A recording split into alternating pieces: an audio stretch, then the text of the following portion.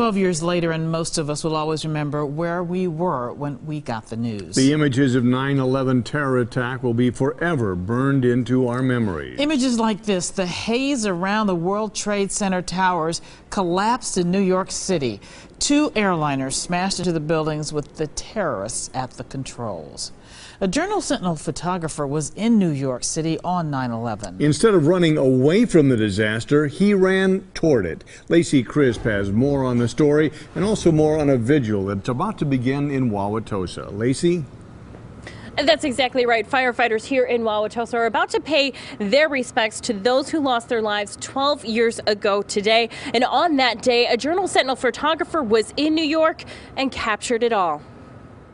Most of us will take a minute to reflect on the 12th anniversary of the 9/11 attacks.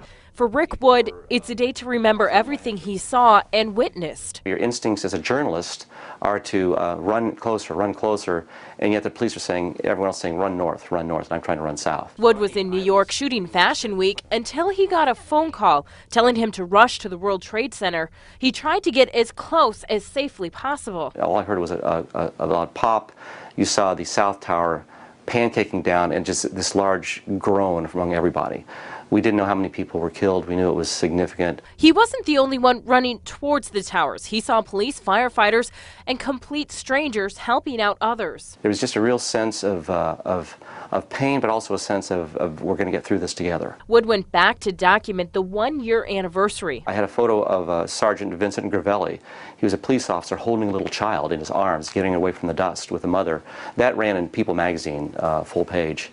And I went to talk to him a year later, and he just said he retired from the force. He admits it took about 6 months for it to emotionally sink in everything he saw, but adds 12 years later, it's still a good reminder. It makes me appreciate the people that are in my life.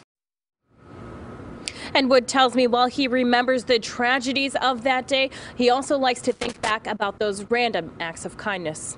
Reporting live in Wauwatosa, Lacey Crisp, today's TMJ4. A lot of memories. Thank you, Lacey. In Milwaukee, hundreds gathered at the